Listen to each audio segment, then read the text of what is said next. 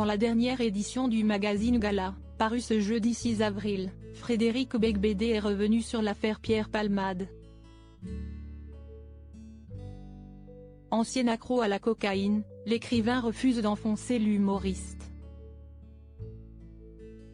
Le 10 février dernier, Pierre Palmade provoquait un grave accident de la route alors qu'il conduisait sous l'emprise de la cocaïne. Un fait divers sur lequel de nombreuses personnalités se sont exprimées. Si Julien Courbet, dont le père a été tué par un chauffard alcoolisé, a affirmé que le comportement de l'humoriste était inadmissible et impardonnable, d'autres comme Julien Lepé ont dénoncé le lynchage médiatique autour de cette affaire.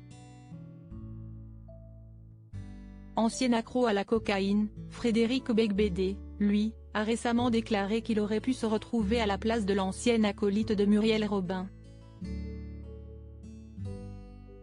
Même si ce qui est arrivé à Palmade est plus, à mon avis, lié à d'autres drogues nouvelles, comme la 3-MMC, dont je parle aussi, mais que je n'aille jamais essayer, a-t-il dit au micro de France Inter. Il faut être humble avec les addictions alors qu'il assure la promotion de son dernier livre intitulé Confession d'un hétérosexuel légèrement dépassé. Frédéric Beigbeder est revenu sur la situation de Pierre Palmade, qu'il considère comme son sosie, auprès du magazine Gala. Victime d'une overdose le soir où il a obtenu le prix Renaudot en 2009, le romancier de 57 ans ne connaît que trop bien l'addiction à cette drogue dure. Ça aurait pu mal finir. Je pense qu'on n'en guérit jamais, c'est une lutte de chaque jour pour rester clean, confie l'écrivain, qui refuse de pointer Pierre Palmade du doigt. Il faut être humble avec les addictions. Dans cette affaire, mon côté catholique prend le dessus. Que celui qui n'a jamais péché lui jette la première pierre, disait Jésus. On ne s'échappe pas facilement de cette secte selon Frédéric Beigbeder, la cocaïne serait la drogue des timides, des gens anxieux et solitaires. Elle donne une illusion de force alors qu'elle rend mégalomane et insupportable.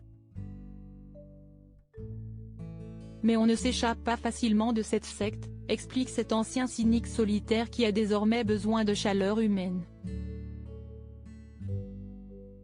Une métamorphose qu'il doit à sa femme Lara Micheli, qu'il a épousée en 2014 et avec qui il est devenu l'heureux papa d'une fille et d'un garçon prénommés Ona et Léonard. Avec elle, j'ai une vie plus équilibrée et heureuse, elle me maintient les pieds sur terre, en se foutant de ma gueule. Aucun mariage ne peut durer sans humour. J'ai besoin de structure, sinon la vie est un chaos. À lire aussi Affaire Pierre Palmade. TF1 et BFM TV diffusent une interview de Devrim, le garçon de 6 ans, blessé durant l'accident.